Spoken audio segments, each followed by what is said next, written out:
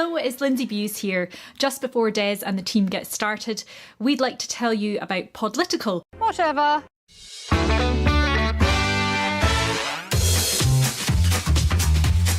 It's Breaking the News with Des Clark.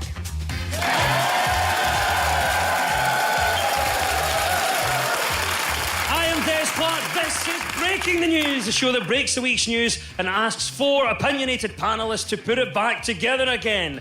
A bingo hall in Fife has defended its decision to continue to play after a pensioner collapsed during a game. They did, however, admit it was probably insensitive to, at the end of the game, shout "flat on the floor, 74."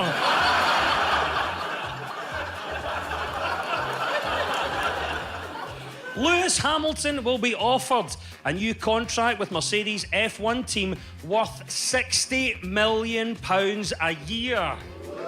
Now, it may seem a lot, but after Lewis pays his tax, that leaves him £60 million a year. Scottish unemployment fell by 14,000 to 96,000 in the 3 months leading up to December, according to official figures. That means, as a percentage of the country, Scottish unemployment is down to an area about the size of Coatbridge and Airdrie. And by coincidence, it is actually Coatbridge and Airdrie. Joining me are regular guest Jim Smith and comedian Jay Lafferty, and facing them are stand-up Athena Cook-Bueno and funny man Raymond Mearns.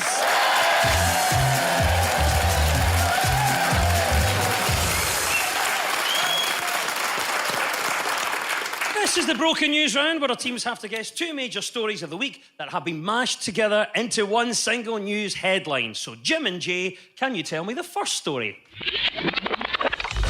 The government says its new supercomputer won't be available for low-skilled workers. So would it help in the future if The First Minister it was even more accurate? Ministers are urging Nicola Sturgeon to move away from Storm Dennis. So there we go. Two stories mashed together. What do we think about the first one? Jay? I think this is the kind of post-Brexit fallout. So since we were last on air, Brexit has happened to a certain extent. And so yesterday they kind of announced the Boris Johnson's immigration plan.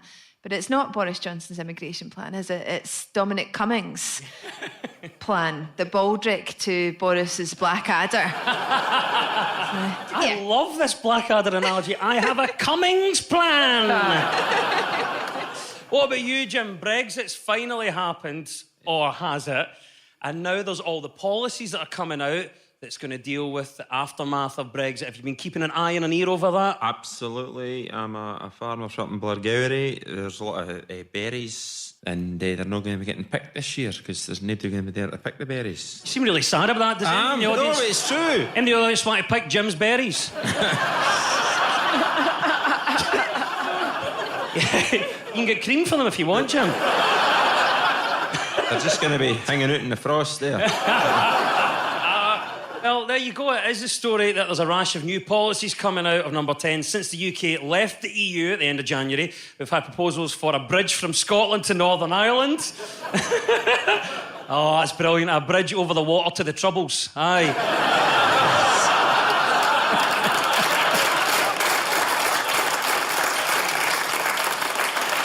So Raymond Mearns, then, we've got a points-based system of immigration. 70 points or more need to be earned to get in here. All the policies coming out after Brexit. What's your take on it? You've got 2 million long-term sick. So Private Patel says we're going to get all these economically inactive people. So what happens is, this is great because we need retail workers and farm workers. So Jim, you're in luck. All the retired people and all the sick people are going to be working on the fan. Brilliant. And you know what? The fresh air is going to be great for them. And that takes care of the care workers because we'll no need them. I think it's a perfect plan.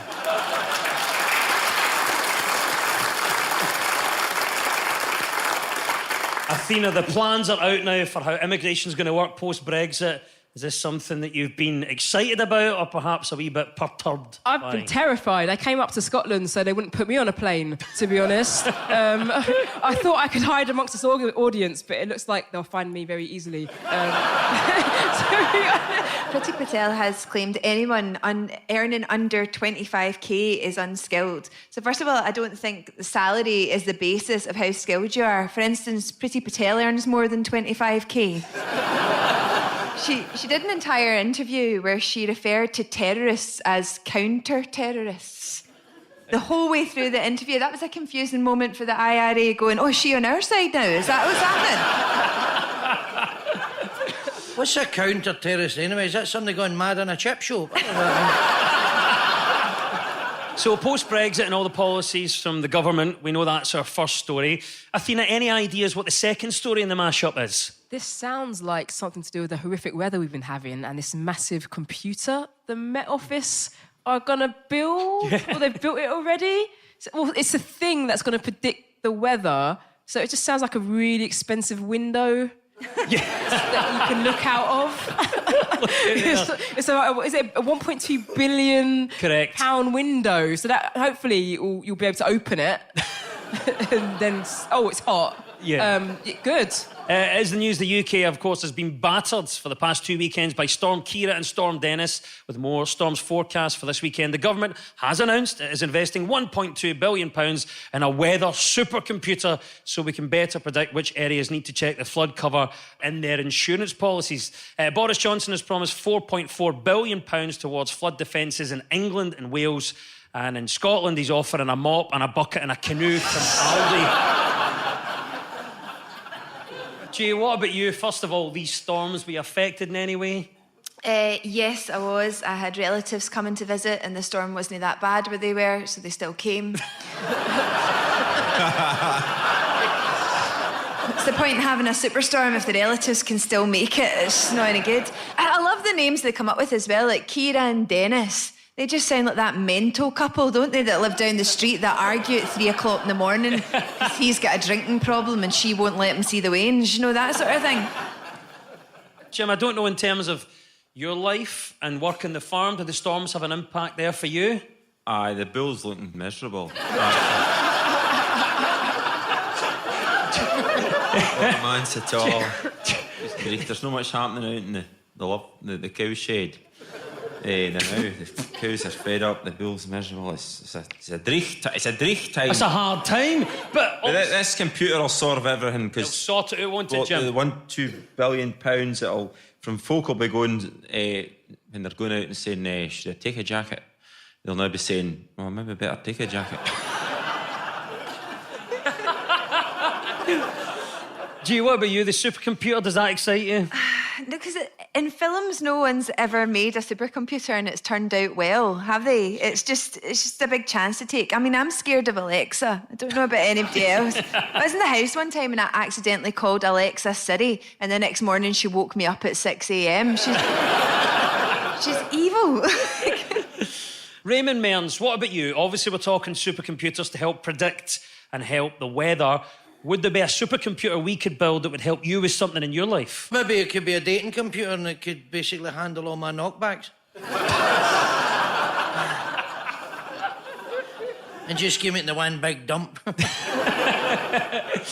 Jim, I'll come to you finally. Could a supercomputer help you at any point in your life? And if so, what would it help you with? With the internet dating, maybe find somebody for me that's I'm not actually related to.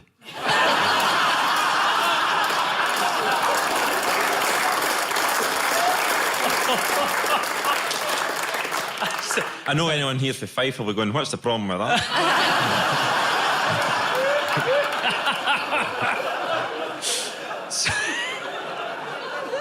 Well done, Athena and Raymond. You get 2 points for that. It was the mashup of the new government policies along with the stormy weather. And at the end of that round, well done to our teams because they are all square.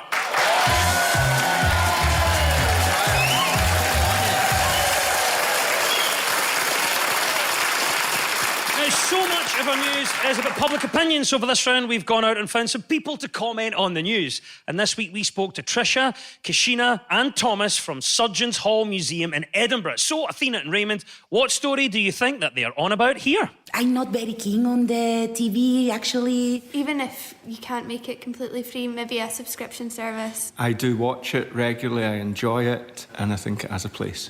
I think that we're talking about BBC licence fee and my mortgage. By extension of that conversation. Yes, the BBC licence fee. I think the government are thinking of maybe finding an alternative way to fund the BBC if they want to continue funding it at all. It is the news that the BBC licence fee could be on the way out, with critics suggesting it's past its sell-by date and should be replaced by a subscription model. The BBC has always argued that its programmes are value for money. I mean, look at today's recording in Edinburgh. I have to say that tickets were free for this one, although we were under pressure from Underbelly to charge at least £5 a head.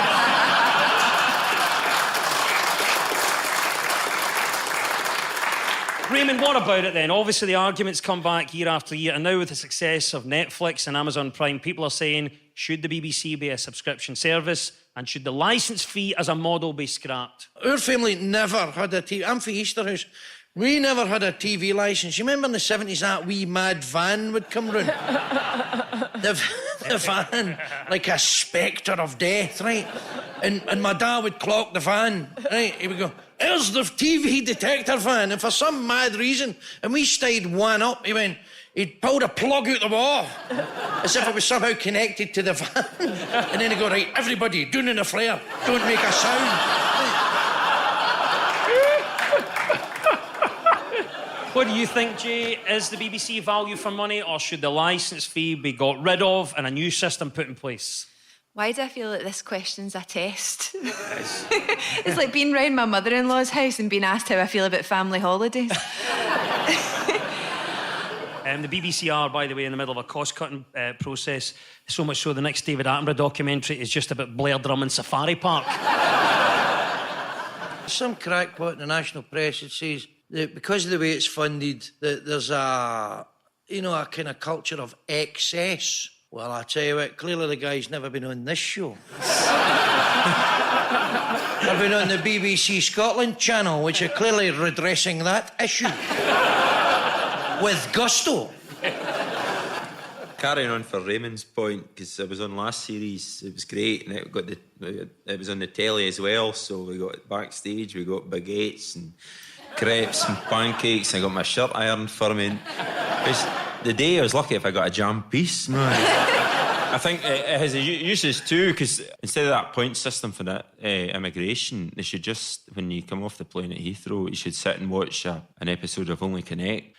And even if they got one question right, you should be allowed in.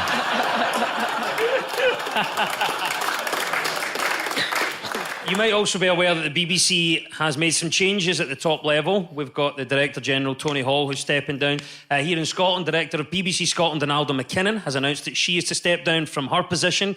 As our boss, she's denied that she's demob happy, but has said that we can bring in games for home until she leaves.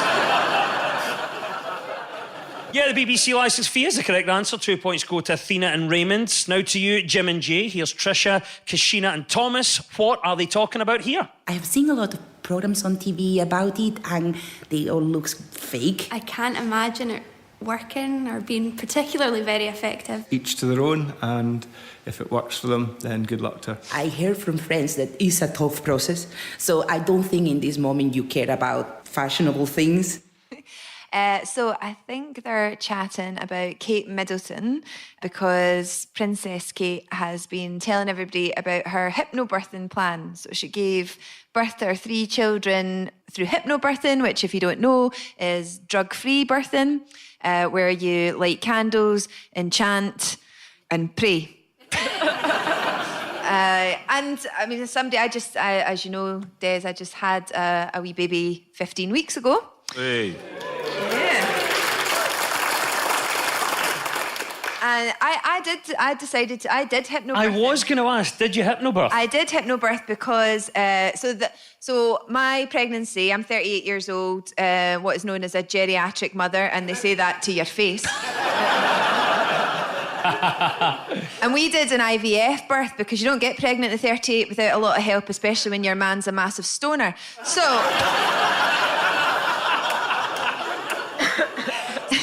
I tell you, the worst thing about hypnobirthing is, as a first-time pregnant person, is explaining it to women who have actually given birth and then wonder why they can't stop laughing at you.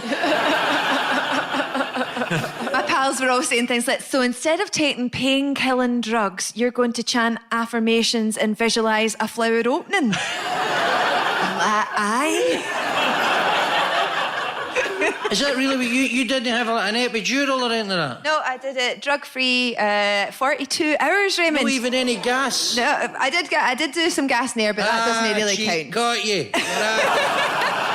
Is that gas gets you mad? When was the last time that you pushed something at the end? Hey, I would have... Don't ask him that. Do not. Hey. Don't I've had a few nights on the Guinness.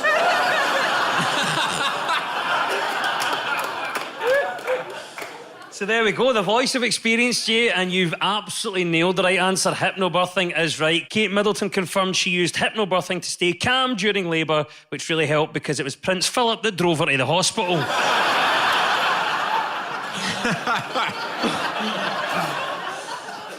Jim, what about this phenomenon of hypnobirthing? Is it something you're going to introduce on the farm? My girlfriend, Morag, is actually going to have a baby in July, so I'm going to be a father. So I was getting... Aye, the ball has been working. Brilliant. It's great news, Jim. That's brilliant, mate. It's a whole new experience for me. So open to anything that's going to help Morag get through the birth. Hopefully it won't be 42 hours. No. Athena, what about you? Were you a hypnobirther? No, I didn't. It just seemed like I couldn't imagine it working. And in the end, when I had my child, I had every intervention going. Not as it happens because I needed it, but I just thought, whilst I'm here, I might... It's not often you get the NHS saying, we want to make you as high as a kite, and it's all totally cool. I'll come to you, Raymond. Were you on drugs when your kids were born?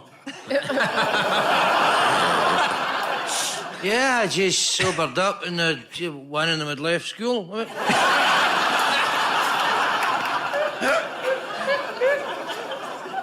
Kate Middleton revealed that she turned to hypnobirthing in response to the intense feeling of nausea she felt every morning at breakfast when Prince Andrew showed up.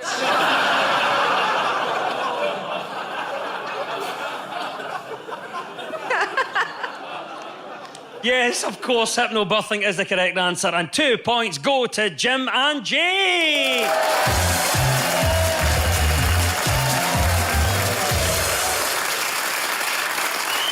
Now, this round is all about who's in the news. I'll play you a clip of a mystery person. All you have to do is tell me who it is. So, Jim and Jay, you're first this time. Who is this? The inside of my thighs felt like the rough end of a scouring pad. It's Scotland's very own Lewis Capaldi, who cleaned up at the Brits there on the other night. Aye, Tuesday I think it was. Big fan of the Brits then, yeah? Watched it? Start to finish? Yeah, no I didn't. Well done, mate. Right answer. It is Lewis Capaldi, who was in the news this week after his success at the Brit Awards. He picked up 2 gongs for Best Newcomer and for Best Song. The Bathgate Boy was there in all his glory, taken up to the stage, swigging from a bottle of Buckfast. There you go. This year's Brits had a TV audience of 2.5 million. That's 500,000 teenagers plus 2 million parents constantly saying, I've never heard of them.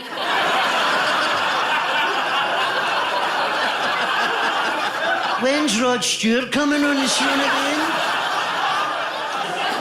So, Lewis Capaldi taking up the bottle of Buckfast whilst he's getting his Brit Award. Do you think it was a bit of banter, or as some have said, he's just reinforcing that stereotype? What do you think, Jay? I mean, Lewis Capaldi's a walking stereotype, really, isn't he? He's your best friend's weird big brother who was really into Star Trek, but you would still snog him if you never got a lumber at the party. That's sort of like... What did you think of him then, getting up with a bottle of Bucky? It didn't bother me in the slightest. I never knew about it until you'd mentioned it there. I never saw it. Did you not watch the Brits, no? Do I watch the Brits? I can't have I've no bought a TV live. I heard about it. Athena, what about you? Obviously, Lewis Capaldi, now a bit of a legend in Scotland. I don't think the Buckfast thing kind of reinforced the stereotype, because a lot of people in that venue didn't know what it was. They were like, oh my God, this Scottish Prosecco. It looks amazing. What is this? Yes. We didn't know you made carver up in Scotland. They had no idea. So look, when you go somewhere like that, you've got to take a bit of yourself with you. And I was like, I'm all for it, When I get to that stage, I'm taking my cider. I love him. Is that super strong stuff? Super strong, yeah. Oh, we've put the price of that right up. I myself have had to switch to an alternate brand. For economic reasons. On the kind of Buckfast thing, I remember being at a party when I was about 18 or 19, and someone told me that if you mixed milk with Buckfast, then it tasted just like Baileys. They lied. And what about you, Jim? Are you a Lewis Capaldi fan? Lewis, just an ordinary boy. Yeah. For Bathgate. Because there's a UFO theory about kind of like Falkirk and Bathgate and all that kind of bit. So I think because Capaldi and Susan Boyle's voice, it's kind of outer world. It's not what you expect from that kind of area. So maybe there's something going on. Maybe an alien came down and pumped someone. I don't know. But giving us this gift. And at least he is, sticking to his guns and not forgetting his roots. He's not like Sheena Easton, who left. Was it East Kilbride? She left. And then she was for Bells Hill. Bells Hill. Because my mate used to clean her windies. That's not a euphemism. He was...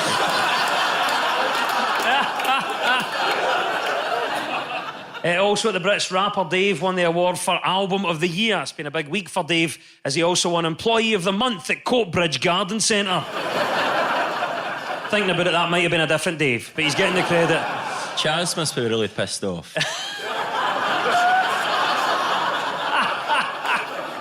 Yeah, 2 points to Jim and Jay. That was Lewis Capaldi. To you now, Athena and Raymond, it's your turn. Who is this and why are they in the news? The three of us pixies did all our bits together, but we never saw Angelina again. Is this Imelda Staunton mouthing off about noises? In cinemas, specifically. Cinemas, yeah, that's the news that actress Imelda Staunton has thrown her weight behind the anti-scrunch movement, claiming she's prepared to slap down any crisp munchers and noisy eaters in the audience. The actress will play the Queen in the 5th series of The Crown, which is the one where everybody either gets divorced, arrested, or moves to Canada. So what do you think then, Athena, about Imelda Staunton cracking down on people that make noises? It's part of the ambience, I think. Why go to the cinema and sit in silence? Stay at home. Cinema's really loud. Like, it's not as loud as my chewing. Last time I checked, Dolby isn't louder than me going munch munch. So she should chill out a little bit, I think. Raymond, what about you? Cinematic experience, do you think people that eat crisps and make noise spoil it? I've never kind of noticed. I mean, I tend to go in with a carry out and a rotisserie chicken myself.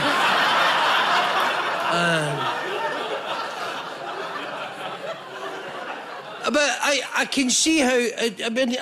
Athena's right. I mean, it's that loud, man. And there's leather seats, and I farted, nobody heard it. And they went, his rotisserie chicken stinking. So has Imelda Staunton got a point then of people eating noisily in cinemas? Does it ruin the experience? No, folk can do what they want, because it's a fortune, a bloody fortune to go to the cinema anyway. So if you're paying for that experience, you should be able to, the pick and mix is good. It costs more than tickets. Though. Oh, man, that big tub. Pick mix is... And you go a bit mad, don't you? £25 or something. I know. You need to phone your broker. I'm usually... a bit mad. There's at least 300 grams here. You need to remortgage the house. What about you? Do you have any sympathy for this view that people making noise in the cinema spoils it? There's more annoying things about audiences. Like, I recently took my niece to see Sing Along a Frozen 2, and none of them sang. I was raging. I was getting up and conducting them. I mean, I know she's 22, but I'd bought the tickets. I went to see Cats at the cinema. I had to ask people beside me to speak up as I could still hear the dialogue. Imelda Staunton is the right answer. 2 points go to Athena and Raymond.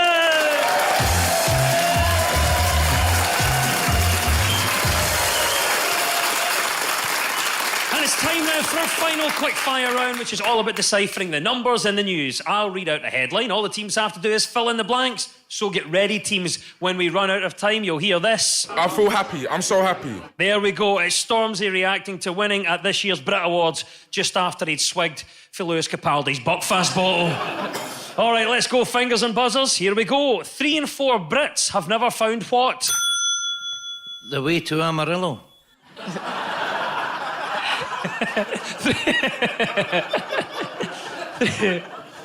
3 in 4 Brits have never found what? What Bono was looking for? 3 in 4 Brits have never found what? A referendum result they're happy with.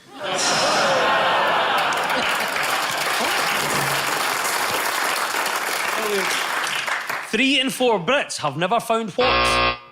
The point of golf. 3 in 4 Brits have never found what? Wally.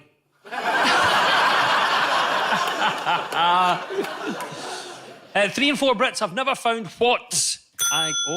Their bins after Storm Dennis.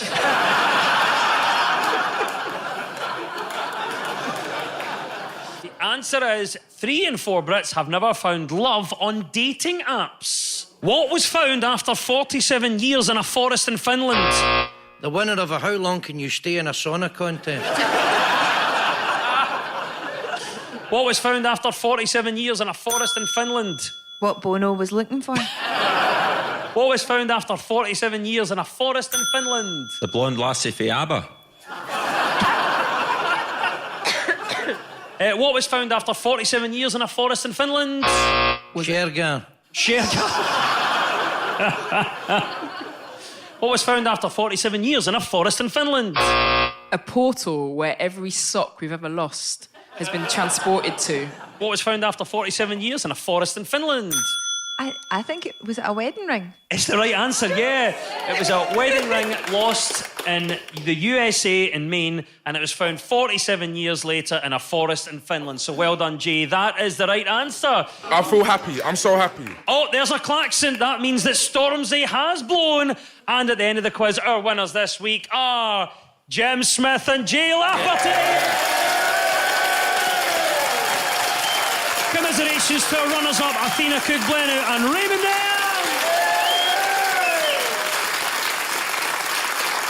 And we'll leave you with the breaking the news. Breaking news just in. Disney is launching a range of wedding dresses based on the designs of outfits worn by its on-screen princesses. Prices go as high as $10,000, which is a lot when you consider one of them's made of rags and only comes with one shoe. A YouTuber staged a fake trip to Bali by having a photo shoot in IKEA. Influencer Natalia Taylor had already faked a trip to the depths of hell by having a photo shoot in the Paisley branch of TK Maxx. And drinkers do end up looking at people through beer goggles, and the effect kicks in after just a few drinks. Scientists have found before they finished the wine, abandoned the study, and started getting off with each other. The news is broken. I've been Des Clark. Goodbye. Brasil!